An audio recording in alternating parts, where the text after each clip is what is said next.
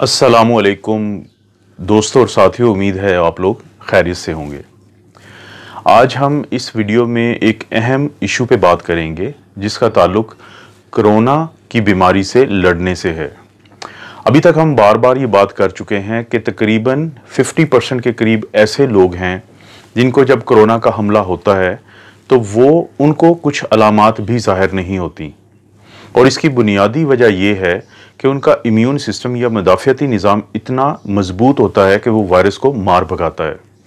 और मरीज़ को ना सिर्फ ये कि अलामात महसूस नहीं होती, बल्कि वो बहुत जल्द अलामात ना होने के बावजूद इस इन्फेक्शन से सेहतयाब होता है और उसके अंदर वो एंटीबॉडीज़ बन जाती हैं जिनको हम कहते हैं इम्यूनोग्लोबुलिन जी।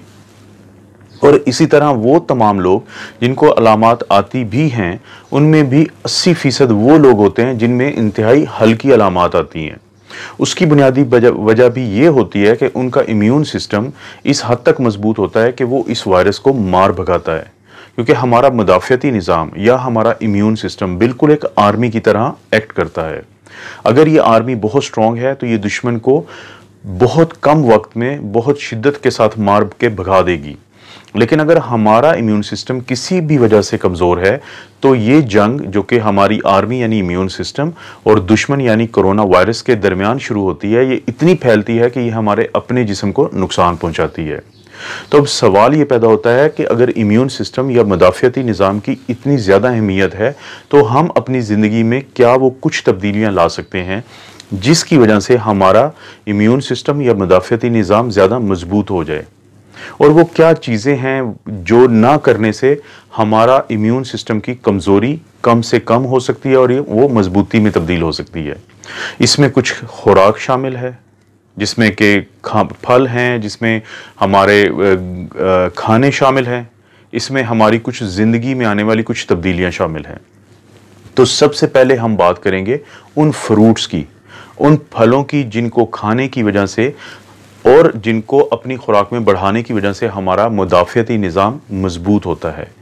उन फलों में शामिल हैं गर्मा, किन्नू, ग्रेप फ्रूट, कीवी फ्रूट, आम, पपीता, पाइन एप्पल, स्ट्रॉबेरीज, तरबूज और जामुन। इसके अलावा, इन फलों के अलावा कोई भी और फल जो तुर्श फल जिसको हम कहते हैं, या विटामिन सी भी जिसके अंदर होता है, वो भी हमारे लिए इंतहाई मुफीद है। यहाँ पे सवाल पैदा होता है कि क्या हम सिंपल विटामिन सी की गोलियां ले सकते हैं? विटामिन सी की गोलियों में एक तो विटामिन सी की मिकदार हमारे जिस्म को जो मतलूबा मिकदार से बहुत ज़्यादा होती है, जिसके अपने नुकसानात हैं। और इसके अलावा इन फलों के अंदर विटामिन सी के अलावा बहुत कुछ ऐसा है जो हमारे मुदाफ़ियती निज़ाम को मजबूत करता है। फलों के अलावा क्या वो खुराक है कि जिसकी तब्दीली से हमारा मुदाफ़ियती निज़ाम मजबूत हो सकता है? हमें कोशिश करनी चाहिए कि हम अपनी खुराक में ज़्यादा से ज़्यादा वो सब्जियां शामिल करें जिनको हम ग्रीन लीफी वेजिटेबल्स या सब्ज़ पत्तों वाली सब्जियां कहते हैं। और इन सब्जियों में शामिल हैं पालक, गोभी, शलजम, चुकंदर, सलाद पत्ता, सब्ज़ मटर, सब्ज़ मर्च और गाजर। इनके अलावा भी बहुत सारी वो सब्जियां जिनको हम रूट्स वेजिटेबल कहते हैं, जैसे कि गाजर की मैंने मिसाल दी है। इस तरह की बहुत सारी वो सब्जियां हम अपनी खुराक में ज़्यादा शामिल करके अपने मुदाफ़ियती निज़ाम को मजबूत कर सकते हैं।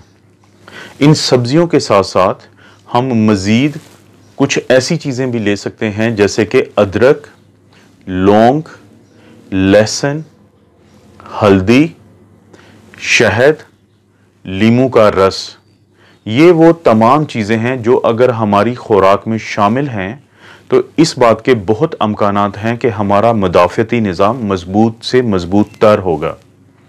अब कुछ खाने या कुछ खुराक ऐसी है जिसका इंतहाई कम मिकदार में लेना या कम मिकदार में लेना हमारे मुदाफ़ियती निज़ाम के हक में और मजबूती में जाता है।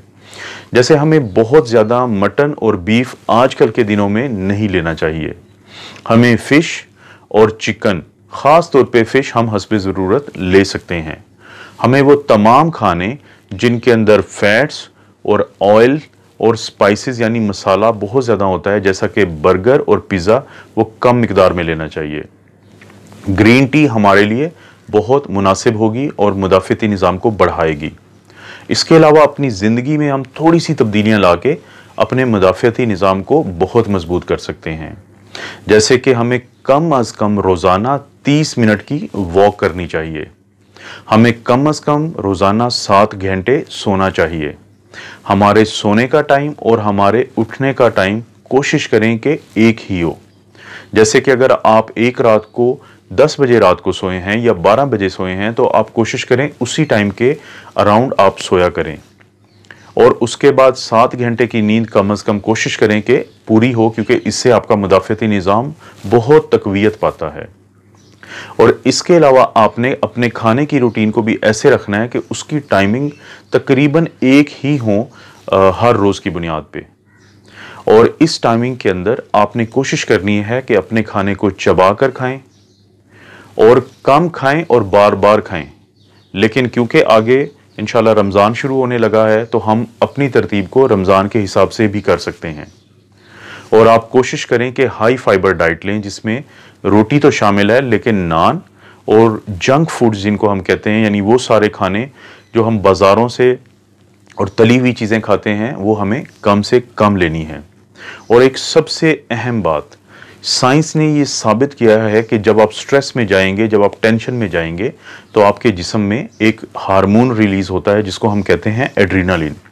उसके अंदर एक ऐसी खसूसियत है कि वो आपके जिस्म के वाइटल जो ऑर्गन्स हैं, जिसके अंदर दिमाग, दिल, फेफड़े, जिगर और गुर्दे शामिल हैं, उनको तो वो खून देता है, लेकिन वो बाकी जिस्म से खून की कमी करता है। और उन्हीं में शामिल है आपका मुदाफ़ती निज़ाम। तो कोशिश करें कि अब मौजूदा हालात में अपनी ज़िंदगी में स्ट्रेस कम से कम रखें। और जैसे मैं हमेशा कहता हूँ कि पाकिस्तान का मीडिया दिन रात इस कोशिश में है कि आप लोगों को सिर्फ स्ट्रेस दे, और आपने अपनी ज़िंदगी में कुछ ये बुनियादी तब्दीलियाँ ला के फ़िलहाल ये तब्दीलियाँ ला के आप अपने मुदाफ़ती निज़ाम को मजबूत कर सकते हैं। अपना और अपने ख़ानदान का ख्याल रखें। अल्लाह ताला आपको और आपकी फ़ैमिली को हर किस्म की बीमारी से महफूज रखे।